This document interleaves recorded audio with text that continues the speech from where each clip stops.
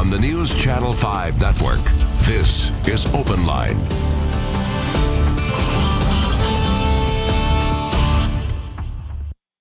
Welcome to OpenLine tonight. I'm Carrie Sharp. Thank you for joining us tonight. We are talking about all issues related to the city tonight with at-large Councilman Steve Glover joining us once again. Thanks for being here. You're very welcome. Thank you. Should be a lively next hour. People can call in numbers at the bottom of the screen with anything Metro Council related, City Council or city related that's on your mind that you would like answers to, or just to chime in about, to kind of put a bug in the councilman's ear. You do represent the entire city now. Yep. And I'm grateful, and for those who voted for me, those who didn't really make any difference. I feel very honored to be able to be here and to represent the conservative and moderate voice here in Nashville. How long have you been on council in total? Total now, about 8.5 years. So, I started in 2011, and so yeah, I'm 8.5 years in now. You're a veteran, I would say, on the council. Well, I was on the school board prior to that, so yeah, I've been around Nashville city government for a while. Been around the block. Once or twice. Exactly. Yeah. And I asked you before we went on, how are things in Metro Council right now? Because we have a lot of new faces. Your answer surprised me a bit. Why is that? Because I said I'm optimistic. Yes. I like what I see, because this mayor is actually listening to people. Doesn't mean that we'll always agree. Sure. But he's listening, and I haven't seen that. I'll tell you, in the first few months, or what are we crossed 100 days, what a week, whatever that was. I've had more conversations with the mayor, either in person or via phone, in those first 4 months or so, than I really did with any mayors over the last 2 or 3 terms. Do you think that is because he rose out of the council? No, because Mayor Berry rose out of the council. I think he's just understanding that the folks who voted for me also voted for him, and he wants to listen to them. All right, let's talk about the big issue, and that is the budget and the $41 million budget shortfall. 41.5, right? To the penny. Yeah. It matters. It really does, Sure because does. people are seeing services cut and things change. What is the latest? What is being done? Well, what we've done is we've adopted a new budget, so we're in compliance now. The state comptroller has given us a green light to say, yep, you guys are in compliance. You have a balanced budget. That'll take care of us until June 30th at midnight. Right. And then July 1st hits, and we have a whole new round coming. For me, and I've said this multiple times for several years now, 3, 4, whatever number of years it is, I kept warning us that if we kept doing what we were doing, this is what would happen, and sure enough, here we are. And so for me, I've heard people say, we can't cut our way out of this problem. We spent our way into it. So I believe we can. I think we have to determine the priorities in the city. I think we have to determine what do we want to fund, and then figure out what we have left. I don't think the taxpayers of Nashville need to pick up a tab for being, for us not being fiscally responsible and not being good stewards of that tax dollar.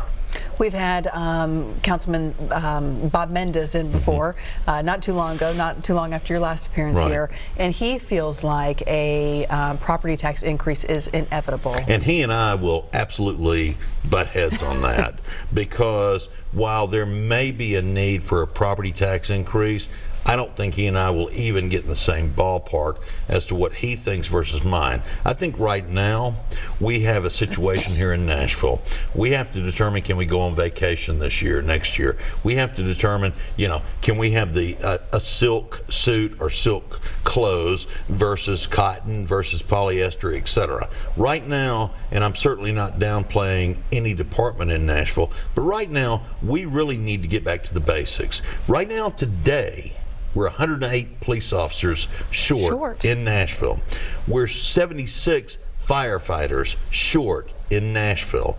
We need 4 new fire departments, fire stations, around the city to cover, because our growth has been so massive, and we're not there. We keep spending money on things that I think really need to be backed down until we get ourselves back in line on the budget. Okay, a couple questions pop in my head with that. First of all, what are those things that you think we can cut back on? Well, I mean, this is going to make people mad, but first of all, MTA, in my opinion, is probably a very inefficient run system.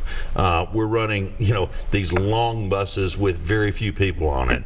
We're running routes with very few people taking it. I almost believe, and I did run the numbers, we could almost say, look, we're going to give you a voucher just to Uber it or Lyft it or take a taxi or whatever, and we'd come out ahead versus what we're paying for the buses. Now, again, I know that'll make people mad, but there's less than like 25,000 people who really use that service on a daily basis. I think the other thing we have to do is anything that is not critical to running the city needs to be either cut way back or, either cut way back or certainly trimmed. The other piece, I heard people say that, they're upset that we cut the Barnes Fund by $4.5 million. We didn't cut anything. The money wasn't there. It's hard to cut something if it's not there in the first place. We did not have the money.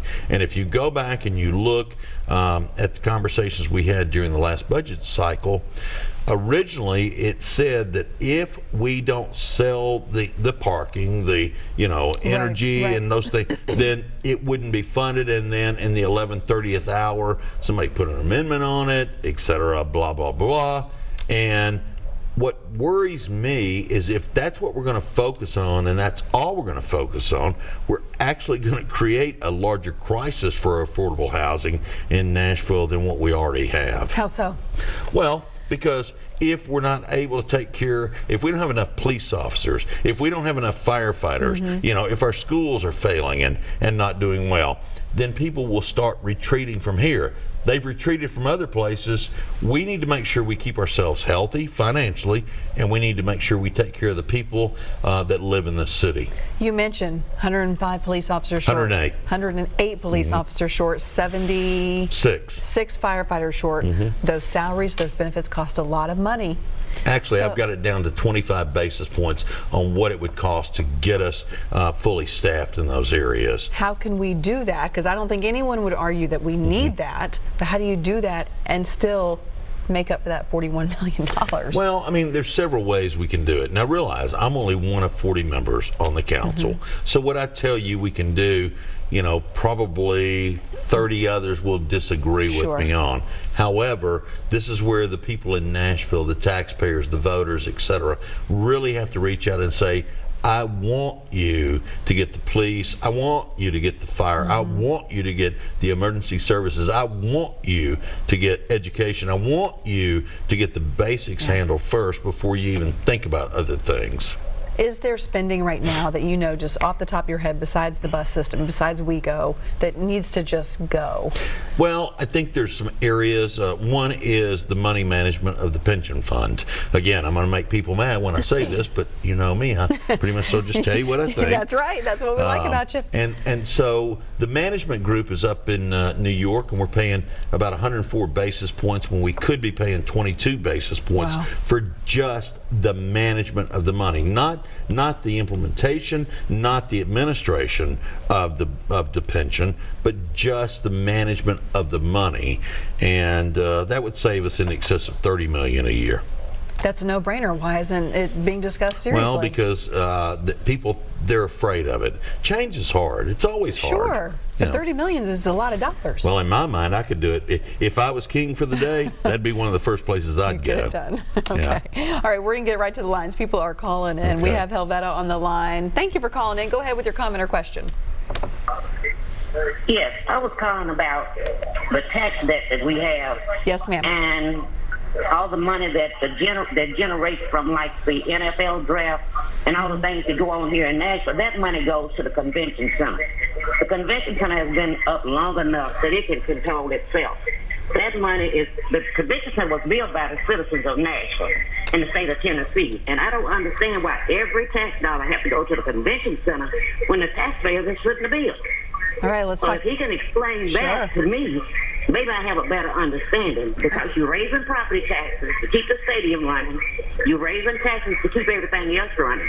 But we're not getting any benefits from the money that's generated into the city, like from the NFL draft. Millions was brought in, and every dime went to the convention. So that's not fair to the citizens of this city. Helvetta, I'm glad you called in. I think it's a question a lot of people have, and property taxes haven't been raised at this point. It's a conversation that's out there. That's correct. They haven't been raised for a long time, but it is a question. How are we the it city? We have all these conventions and the draft, everything else, and yet we're broke. Well, Where's that money go? It's because of the way the bonds are written on the financing package for the MCC. There was a zone that was set up. The money that came in that certain zone went to secure the bonds. Also, the hotel tax, a lot of that went to secure the bonds. So you can't just snap your fingers and change that. It requires a lot of moving parts. It requires a lot of people cooperating, and it's been more successful than some would say. Now, I'm going to argue with you on how successful it's been. If it wasn't for all the tourism, the Music City Center, by just revenue by itself, unless somebody can show me that something that I'm missing greatly, is not paying for itself on its own. Oh, wow. And so the bonds is the one thing. The other thing too is when you just said we haven't raised property taxes in a while, but yet we've had 32% greater revenues over the last 5 years. It's because of all the growth that Nashville has experienced. We have just been irresponsible on the way we utilize the new revenue we got. It's like, we have to take the fanciest vacations. We have to buy the best of the best, the best of everything every year, and it just doesn't work that way. All right, let's go to Joe is on the line. Joe, thanks for being part of the show. What's your comment or question? Hey, I'm just thinking about raising money, and I'm surprised that nobody's done anything about raising money with the rail system as far as the parking is concerned. Like, where you park to get the rail, for 20 years, it's always been free parking. Oh, are you talking about catching the Star or whatever they're calling it now, the WeGo train? Yeah, the rail. Okay. If we charged $1 to park there 20 years ago and just charged everybody $1 to park, we would have raised a ton of money to increase the rail. And it's prime real estate, and nobody wants to charge anything for parking in the rail. So now they're just using it as rideshare places where people go and they park their car there because it's free, and then they just hop in another car and take it into the city. I'm wondering why nobody's trying to raise money there. Okay. And I'd like to hear your response to that. Sure. All right. Thank you, Joe. Well, you're not going to like the response because I don't know the exact answer. That's RTA regional versus MTA. It's a good point. It's a valid point. And as we're going through the budget process, I certainly will raise it.